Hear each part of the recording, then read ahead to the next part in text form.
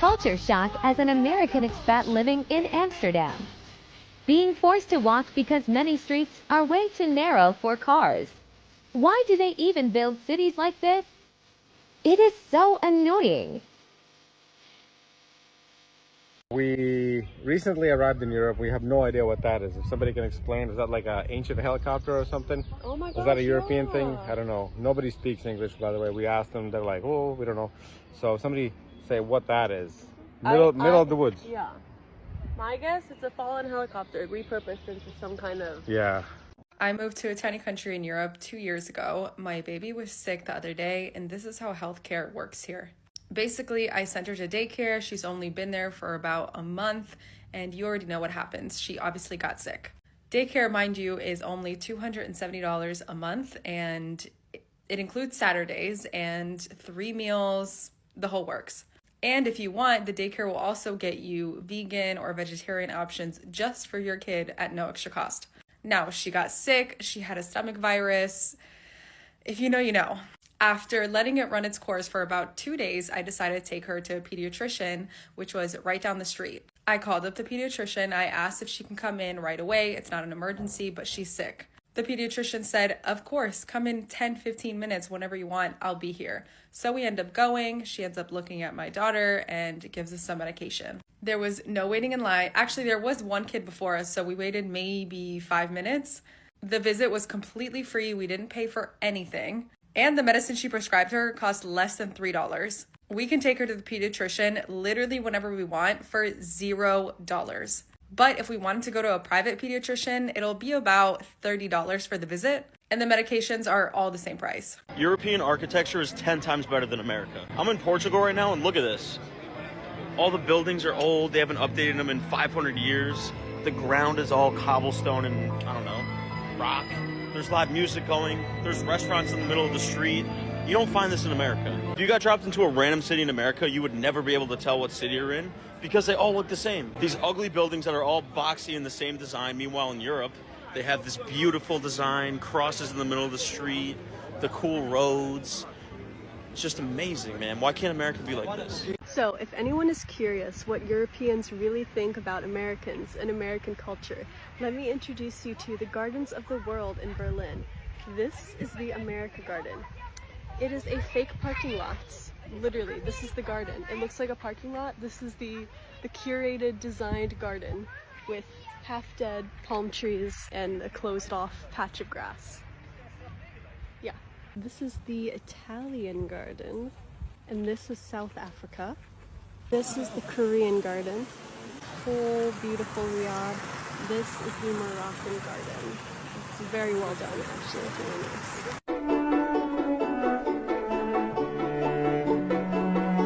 You know what I love about England? Y'all treat history like it's still alive. It's not forgotten. I'm currently in York, and I'm walking through the shambles. This is over 600 years old. From every lean to every storefront, it feels like you're taking a step back in time. It never gets old. It feels like each and every storefront is telling its own story. I mean, to be honest, it really feels like you're stepping into a storybook, but it's real. It's the kind of place that reminds you to slow down, look around, and actually feel where you're standing. A little bit of the history.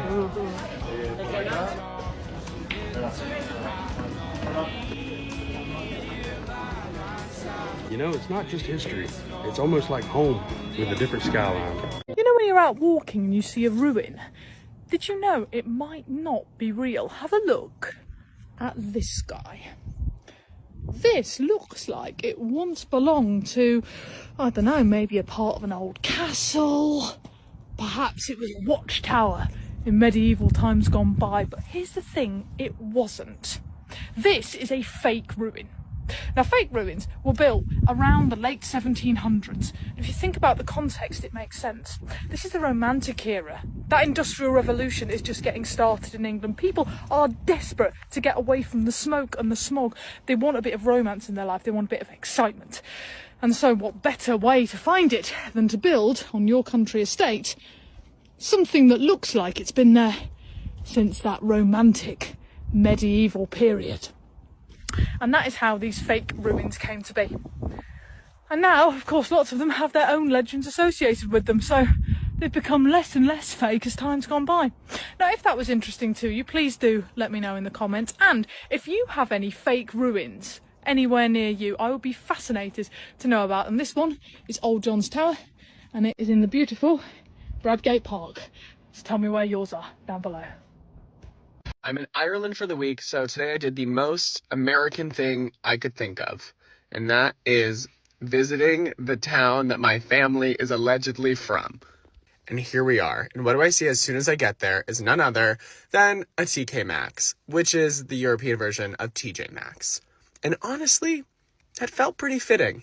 We're not like super in touch with our heritage, but there's just something about being, I feel like, from suburban Massachusetts where everyone, well, I guess not everyone, but most people feel like a strong connection to Ireland. And it was cool to see this little town, and it was really pretty too. It felt so fitting that two of the main points of this town were the TK Maxx and Sean's Bar, which is the oldest bar in the world. And that was pretty damn cool. It dates back to 900 AD, and that feels quite representative of my family. So, what's up everyone, and welcome back to the channel once more, Denga Reaction. Today, we are talking about something that has surprises many Americans when they travel or moved overseas. Whether it is Europe, Austria, or other parts of the world, many people experience what they call culture shock. Simple things like going to the hospital, using public transportation, renting a car, or even walking through old city streets can feel completely different from life in the United States. Some Americans are amazed by affordable healthcare, long paid vacation, and slower lifestyles. Others miss the conveniences, speed, and modern infrastructure they used to back at home. So, is one way of better than the other, or are these countries simply focused on different priorities? Let's explore the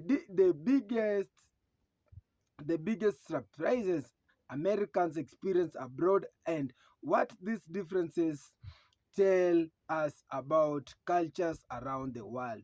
Remember to watch it till the end, and I'll be back with more comments. You open the door. Yeah. How does it work? Just turn the handle all the way up. Up? Yes. Oh my god, Jen. Did I break You just broke the door. What? Oh my god. Oh my god. Didn't do anything. Hold it. You don't even know what's gonna happen. Okay, try to push it back, okay? Okay, that looks good, right? I think it's fine, right? Okay, try to open it again and see if it still does the same thing. Oh my god, it's still broken. Look, it's open all the way, and down here it's like locked. You told me to turn it up though. Okay, let me try to fix it, okay? Okay, let me try to fix it. So let me push it back and then... Oh, I fixed it. What? What did you do? I fixed it. I just turned it the other way. Okay, I'm not touching the door again. This is how a German door or window works. This is how it's obviously closed. If you put it all the way up, it's gonna be on kipp. So you get the airflow coming in from here, but nobody can enter your place, right? And then you can also close it, put it in the second, and this is how you open the door, and then you can go outside. Cool. I moved to Australia from New York, and I'm going to go through some of the biggest culture shocks that I've noticed so far. The first thing is that things are not that different here, and it honestly just feels like a parallel universe. Like, I live in Melbourne now. It feels so much like New York City until you look up and see a different store name, or till you see the cars on the other side of the road. Like, everything just feels flipped. Everything feels the same but flipped. It literally feels like a parallel universe half the time. So many things are an honor system here, like getting gas. I went to the movies the other day. They don't even check your ticket. It's just an honor system. Like, they just trust that you're gonna do the right thing. The trams here, they just trust that you're gonna pay for them. Everything's an honor system. But they also check your bags a lot of the time. If you're going shopping, they will check your bags, and it's such a common thing. The coffee is so good, but everything closes by 3 p.m. latest, sometimes like 2 p.m. So if you don't go and get it before that, you're gonna be getting your coffee at McDonald's later in the day. The alcohol here is so expensive, it makes me not want to drink. Also, this is only specific to certain places, but when I was in the Gold Coast specifically, they would take your picture as you walked into the club with an iPad to just have it documented who you are to make sure that you're not getting too drunk, which is okay, great, but like different, very different. They don't have Tums here, like the medication. That was just something that really stuck out to me when I went to go buy them at the chemist warehouse. Their pharmacies are called chemists. I made a whole separate video on this, but their concert system is different. If you're going to a general admission concert, they'll have like 20 different doors and your ticket will tell you what door you're supposed to enter. So it doesn't really matter what time you show up. A different door might just get lit in before you and be in front of you anyway. Their Sprite is called lemonade, and I still haven't figured out how to get like actual lemonade. Like American lemonade, I don't really know what the equivalent is. This one might be self-explanatory with the cars driving opposite on the opposite side of the roads, but like drive-thrus are opposite. I was standing inside of a restaurant and I saw the window and like the car comes from this way. Like it comes from the opposite direction, which makes sense because the passenger window is going to be on the opposite side. But like, I don't know, that was a culture shock to me. People also leave their dogs like everywhere. Like if you go to a grocery store, there'll be like a dog with their leash like tied to the pole outside while somebody goes inside and shops. And I'm just like, in America, you would never trust that. I just keep writing these down in my notes as they come to me. So I will definitely make a part 2. The prices in Serbia make no sense. I just rented a car for how many days? 4 days. From a little store over there. Not too sure how official the store is. Anyway, this is the car. It's something called a Skoda. We don't have this brand in the United States, but you're not gonna believe. I'm gonna put the price on the screen. Look at this car. Okay, nice car, clean car. Oh, I honked the horn. And you notice something? It is, wow, it doesn't even have the e-brake on. That's kind of crazy. It's a manual transmission. For the Americans, what does manual transmission mean? Look down there. There are 3 pedals. You have the gas, you have the brake, and then you have the clutch. And if that's your first time seeing 3 pedals in a car, I wouldn't be surprised. Anyway, 4 days to rent this car. $56. We're going to do quick math. 15, 30, 45, 60. It's $14 per day to rent this Serbian vehicle. I don't know what brand, I don't know what country Skoda is from. It might be, maybe it's Romanian or it's French. I don't know. $14. The deposit was crazy. The deposit was a lot of money, but it's just a deposit. Anyway, why is it so cheap? Serbians, do you have like super expensive gas or something? Is there something I don't know? This is how much it costs to go to the ER in the UK. This was my first time getting any sort of medical treatment in London. I'll show the final number at the end and compare it to what I would have spent in America. Just some context as to why I was going to the ER in the first place. I went to a wedding in Lake Como, Italy, and when I got back, my throat was completely swollen to the point where I couldn't even swallow. I've had mono and strep, but this was like something I'd never experienced before. So first I went to a walk-in clinic in Parsons Green. They took one look at my throat and they were like, you immediately need to go to the hospital. So they sent me to Charing Cross, which has like a specialized ENT unit. Then they sent me straight to A&E because they said I needed to get blood work done, which I hate blood work so much. As you can see from these clips, I am not great with needles. So after I did the blood work, I had to wait like a few hours in the waiting room to wait for the results, which came out saying that I had extreme levels of infection. So then they put me on an IV drip of antibiotics, but I only had a smoothie this whole day, so I thought I was gonna pass out. So then I Uber Eats Chipotle straight to A&E. This man was looking at me like I was literally insane because, one, I am. But anyway, after this was all said and done, I ended up only spending about £9 for my prescription for my antibiotics, and in the States, this easily. So guys, when Americans first visit Europe or Australia, men expect things to be similar because these countries are all developed nations.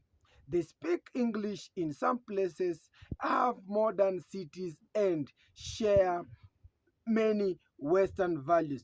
But after spending a few days, there are many visitors realize life work very differently.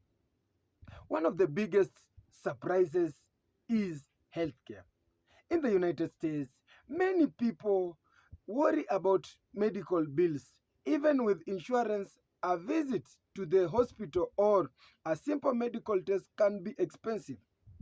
In many Europe countries, people are surprised to find that healthcare costs much less than some Americans said they couldn't believe how affordable the doctors visit was. Others are shocked that they don't have to worry about huge hospital bills. Of course, every healthcare system has its strength and weakness.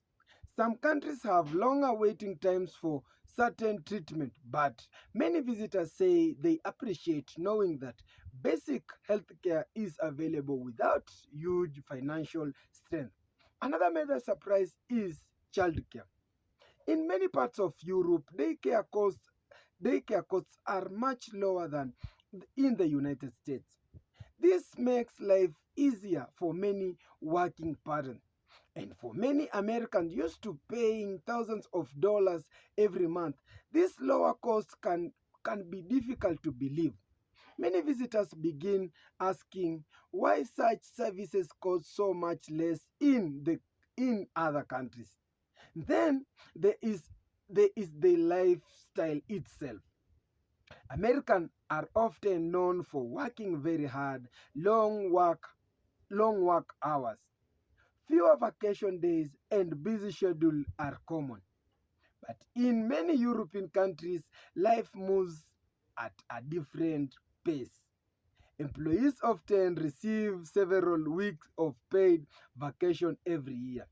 Many businesses close earlier. People spend more time with their family and friends. Meals are often longer and less rushed. Instead of always thinking about work, many people place greater values on enjoying daily life. For America, this this slower lifestyle can feel relaxing at first. Some love it immediately. Others find it frustrating because they are used to faster service and constant activity. Another thing that surprises many Americans is the design the Europe cities. Many cities are hundreds of or even thousands of years old. The streets are narrow because they were built long before cars existed. Finding parking can be difficult. Driving Driving large American vehicles through these old streets can be stressful. Some visitors wonder why cities don't simply widen their roads. The answer is history. Many buildings are protected because they are centuries old. Instead of destroying history to make room for modern traffic, many European countries choose to preserve these historic areas. This creates beautiful cities full of character, but it also means transportation works differently. Many people rely on trains, buses, bicycles, or simply walking. Public transportation is another eye opening experience. In places like Australia and parts of Europe, some train stations use what people call a honor system. Instead of checking every passenger, officials trust people to buy tickets honestly. Random inspections still happen, and those caught without tickets may receive heavy fines. For many Americans, this level of trust is surprising. It shows how different societies sometimes rely on different approaches to responsibilities. Visitors also notice small cultural differences. For example, alcohol rules may be stricter in some places. Bad bag checks may be more common. Certain public spaces are quieter, very quiet. People often follow rules more closely. None of these differences are necessarily better or worse. They are simply part of different cultures. History also plays a huge role. When America visits famous places like York in England, they often expect every old building to have an incredible story. Many do, but they also discover something unexpected. Some famous ruins were actually built hundreds of years ago to took anxiety. During the 18th century, landowners sometimes built fake ruins in their gardens because they believed they looked beautiful and romantic. And many visitors find this fascination because it shows how history itself has influenced architecture and tourism. Another difference America often notices is the overall feeling of daily life. In many Europe countries, people seem less rushed. Shops may close earlier. Business may not operate 24 hours a day. People often enjoy evening with families instead staying at work. This can feel strange to visitors who are used to everything being available almost at the time. At the same time, many Europeans are impressed by America. They admire American innovation. They they enjoy American movies, music, technology, and businesses. The United States remain one of the world's biggest leaders in entertainment, entrepreneurship, and scientific innovation. So this comparison isn't about saying one place is perfect. Every country has challenges. The United States offer opportunities that attract millions of people. Europe offers a lifestyle that many visitors admire. Australia has its own unique culture and balances work with outdoor living. Each society has developed based on its own history, economy, and values. Perhaps the biggest lesson is that there isn't only one way to build successful society. Some countries focus more on economic growth and productivity. Others focus on quality of life, healthcare, vacation, and social support. Neither approach is perfect. Each comes with trade offs.